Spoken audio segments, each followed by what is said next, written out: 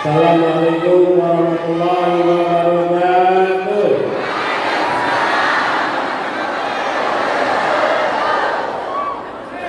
Baik sekalian, saya hormati. Untuk apa kita berkumpul di ruangan ini? Untuk apa? Untuk apa? Untuk apa? Perubahan nomor? Angkat tangannya semua. Perubahan nomor berapa? Baik sekalian, kita berkumpul di sini bukan sekedar untuk memenuhi ruangan ini. Kita berkumpul bukan untuk tatap muka, bukan sekedar untuk tatap wajah. Kita berkumpul di sini karena kita ingin mengirimkan pesan ke seluruh Indonesia. Dari Samarinda, dari Kalimantan Timur, kita menginginkan perubahan. Tuhan sekalian, Anda di sini silakan dulu. Perlukan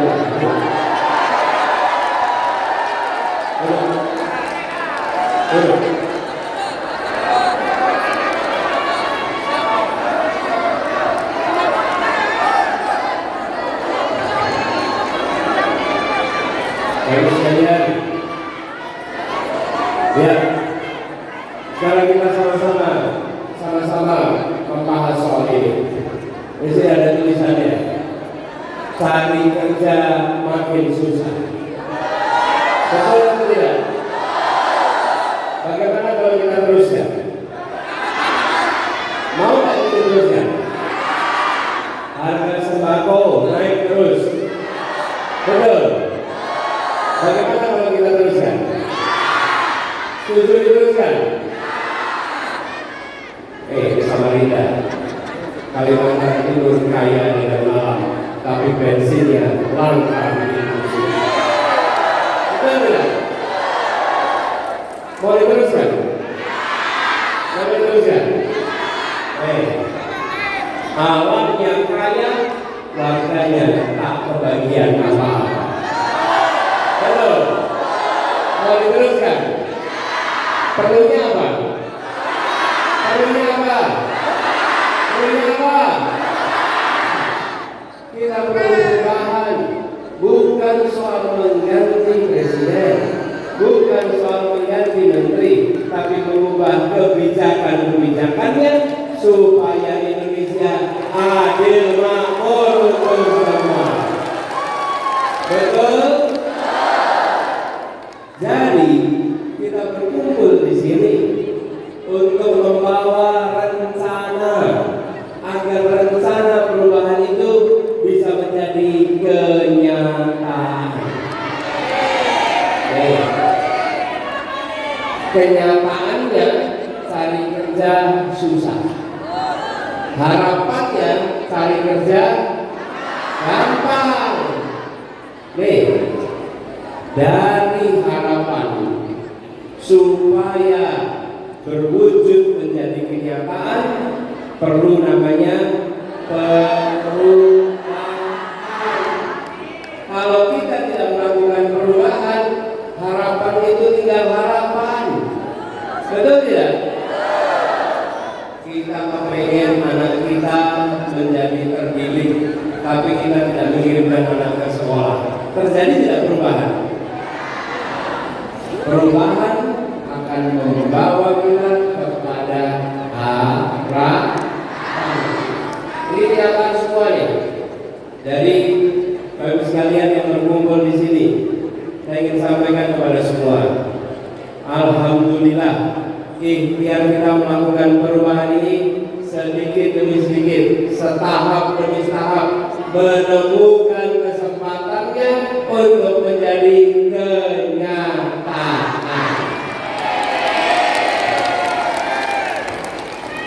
Ibu sekalian, bulan depan, sekarang tanggal 11, benar ya? Nanti tanggal 14 Februari, di situ kita menentukan. Betul tidak? Untuk melakukan perubahan diperlukan kewenangan. Tanpa kewenangan kita tidak bisa melakukan perubahan. Betul ya? Namanya apa? Kewenangan. Kalau ada kewenangan, maka kita bisa buat aturan baru, bisa mengubah aturan yang lama yang tidak menguntungkan bagi semuanya. Betul kan? Nah, kalau kita hanya demo, protes, bisa terjadi perubahan. Tetap yang memutuskan adalah yang pegang tanda tangan. Betul sekalian? Nah, pada tanggal 14 Februari 2024, rakyat Indonesia harus memutuskan kepada siapa kewenangan itu akan diberikan. Nomor berapa? Nomor berapa? Insya Allah kewenangan itu diberikan nomor 1 dan perubahan terjadi di seluruh Indonesia. Karena kita menginginkan Indonesia yang adil, Indonesia yang makmur. Jangan sampai makmurnya untuk sebagian. Dan rakyat di Kalimantan Timur ini sudah merasakan berpuluh-puluh tahun. Sudah merasakan berpuluh-puluh tahun. Bagaimana kenyataannya? Alam yang kaya, tapi yang menikmati kekayaan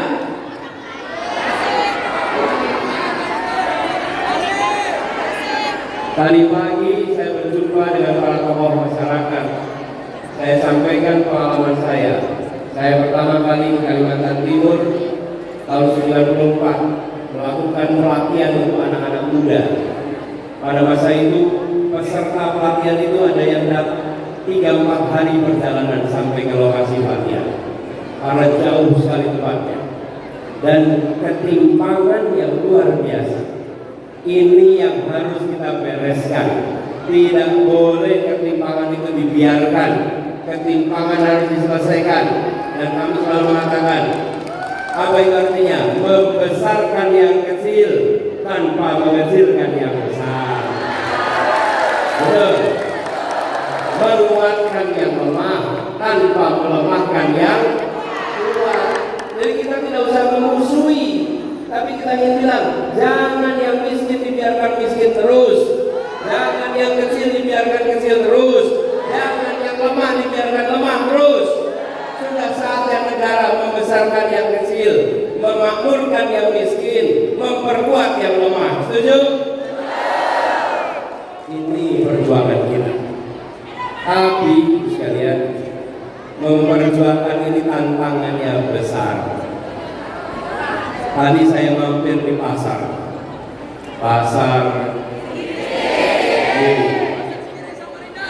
Segiri Samarinda. Harga-harganya mahal. Betul ya? Saya mau tanya, harga beras mahal itu uangnya sampai ke petani atau tidak? Sampai ke petani atau tidak? Jadi harga beras mahal itu uangnya berhenti di mana? Coba lihat. Harga beras mahal di pasar, petani terima uang gabahnya kurang. Bilangnya di jalan ini. Betul tidak? Ketika kita mengatakan akan melakukan perubahan, apa yang terjadi? Mereka yang mengeruk keuntungan di sini semua mengatakan ini bahaya. Kalau ada perubahan, maka pendapatan kami hilang. Betul tidak? Karena itulah mereka akan melakukan perlawanan, menghentikan jangan sampai ada perubahan. Mereka akan membangun fitnah, mereka akan menyebarkan berita-berita keliru. Tujuannya menggagalkan perubahan. Karena bagi mereka perubahan itu berarti kehilangan pendapatan. Bagi kita perubahan adalah menghadirkan keadilan dan kemakmuran. Betul? Mereka ini benalu di dalam tata niaga kita. Benalu yang mengambil begitu banyak kekayaan yang seharusnya diterima petani berhenti tengah jalan. Dan kita semua harus bayar mahal. Karena itu berani berjuang dalam melakukan perubahan? Siap? Tantangannya macam-macam. Ada yang mengirimkan fitnah-fitnah. Siap membantah fitnah-fitnah? Siap untuk menjangkau semuanya? Karena begini sekalian, untuk bisa mendapatkan kewenangan, untuk bisa kewenangan itu diberikan hanya dengan satu ukuran, jumlah suara. Tidak pakai ukuran yang lain. Ukurannya apa? Jumlah. Jadi kalau yang bekerja untuk perubahan, yang memilih hanya yang ada di ruangan ini, mungkinkah kita memenangkan Kalimantan Timur? Untuk bisa memenangkan Kalimantan Timur, kita harus menjangkau siapa? Semua. Menjangkau tetangga, siap? Menjangkau keluarga besar, siap? Menjangkau siapa saja yang ditemui. Dan ibu bapak sekalian, kalau bertemu dengan keluarga lain, maka jangan hanya ajak pilih nomor satu, tapi tanyakan, ibu, bapak mau nggak harga sembako naik terus? Mau tidak? Nih, bertahun-tahun naik terus, mau tidak itu diteruskan? Kalau tidak mau, perlunya apa? Namanya berapa? Jadi mengajak pilih nomor satu dimulai dengan pertanyaan. Mau tidak kondisi seperti ini diteruskan? Pasti jawabnya tidak. Jadi ketika memilih nomor satu dengan alasan yang rasional, insya Allah kemenangan diantarkan kepada kita. Jadi sekalian, perjuangan ini harus menjangkau semuanya. Dan insya Allah dengan perjuangan yang menjangkau semua, maka dari Samarinda untuk Kalimantan Timur, dari Kalimantan Timur untuk Indonesia, kita diantarkan pada keberhasilan.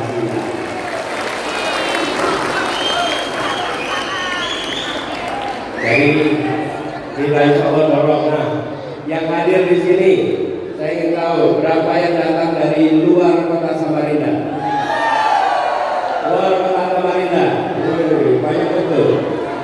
Dari mana saja luar Samarinda ini? Kota. Mana lagi luar ya? Kota.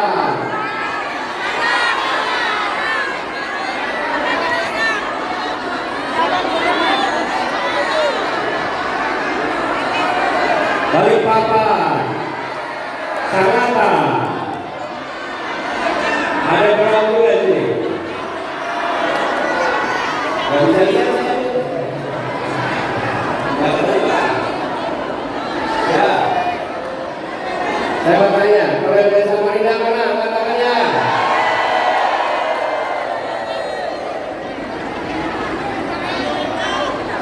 Saya ingin sampaikan terima kasih kepada yang hadir. Sekaligus saya ingin sampaikan terima kasih. Saya datang ke sini tidak sendirian. Saya ditemani dengan Pak Hanif Dakiri. Mana Pak Hanif Dakiri? Nih, mau berdiri Pak Hanif. Nah, dia. Kenal ya Pak Hanif Dakiri ya? Dulu beliau mantan Menteri Tenaga Kerja. Ya, beliau salah satu pimpinan PKB. Setiap kali kami pergi selalu bersama-sama dengan salah satu pimpinan. Ya. Saya ingin sampaikan terima kasih kepada Pak Ketua TPD Kalimantan Timur, Bapak Harun Al-Rasyid. Mana Pak Harun? Juga Pak Nabil Hussein Said Amin. Kemudian Ketua DPD Nasib Samarinda, Pak Surabaya. Ketua DPD PKS Kaltim, Bapak Dedi Kurniadi. Ketua DPP PKK Kaltim, Kapit, Bapak Sabrudin. Ya, dan juga para relawan Anies. Saya juga menyapa Pak Dr. Sofyan. Boleh berdiri Pak Dokter?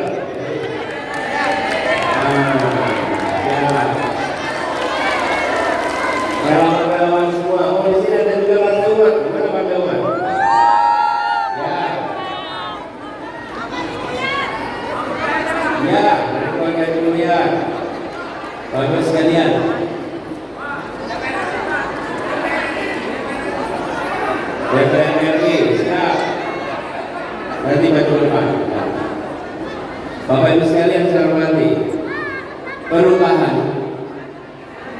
bisa terjadi. Tidak bisa terjadi kalau kita hanya menang di Pilpres. Betul? Harus juga DPR-nya kuat. Betul? Saya pernah mengalami loh sekalian. Tugas di Jakarta menang pilkada, tapi DPR-nya kita lemah. Kami yang kebijakan waktu itu mau menjual saham di perusahaan BIR. DKI Jakarta ada uang lebih dari 1 triliun sebagai saham. Sementara kalau negara itu punya perusahaan, maka perusahaannya itu adalah untuk melakukan pembangunan, perusahaan tambang, perusahaan konstruksi, bikin jalan, bikin waduk. Itu kalau perusahaan milik negara. Tapi kalau negara punya perusahaan bikin BIR, di mana pembangunannya? Betul tidak? Karena itu uangnya lebih baik diambil, dipakai untuk bikin sekolah, bikin rumah yatim, bikin rumah lansia. Betul tidak? Mau dijual harus persetujuan ketua DPRD-nya dari partai koalisi yang berbeda, tidak pernah menyetujui, tidak pernah bisa diproses, dan jumlah kita kalah. Apa yang terjadi? Tidak pernah bisa dijual, tidak berhasil dijual. Mudah-mudahan 2024 besok terjadi perubahan di DPR, sehingga seluruh proses yang sudah jadi itu tinggal satu aja, diketok oleh DPR. Tapi perlu jumlah yang banyak. Karena itu besok Pilpresnya pilih nomor, angkat tangannya. Nomor berapa? Namanya siapa? Namanya bukan Amin. Iya. Nanti kalau kita TPS juga kertas, mana isi Amin mana? Ada. Namanya siapa? Wakilnya? Nomornya?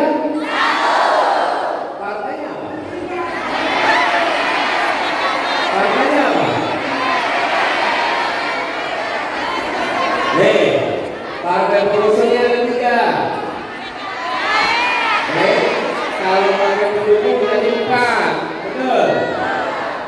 Urut abjad. Nasdem, PKB, PKS, Umat. Apa partainya? Nasdem, PKB, PKS, Umat. Kurang keras. Apa partainya? Nasdem, PKB, PKS, Umat. Siapa calonnya? Wakilnya? Singkatannya? Nomornya? Partainya?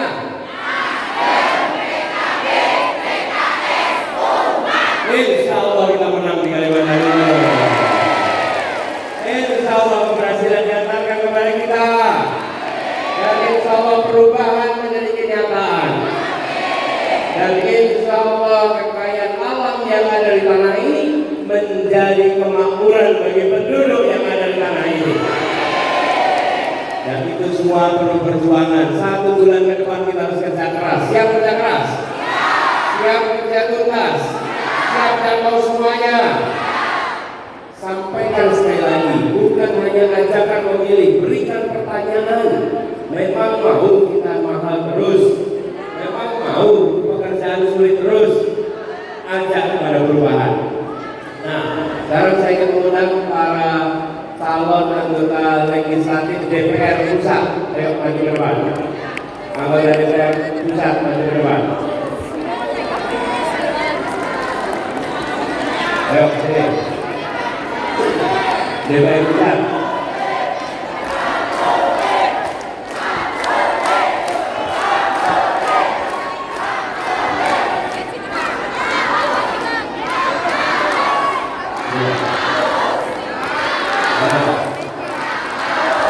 Kemudian DPD RI. DPD RI. Mana calon DPD RI? Bapak Sulaimi. Ya. Ya.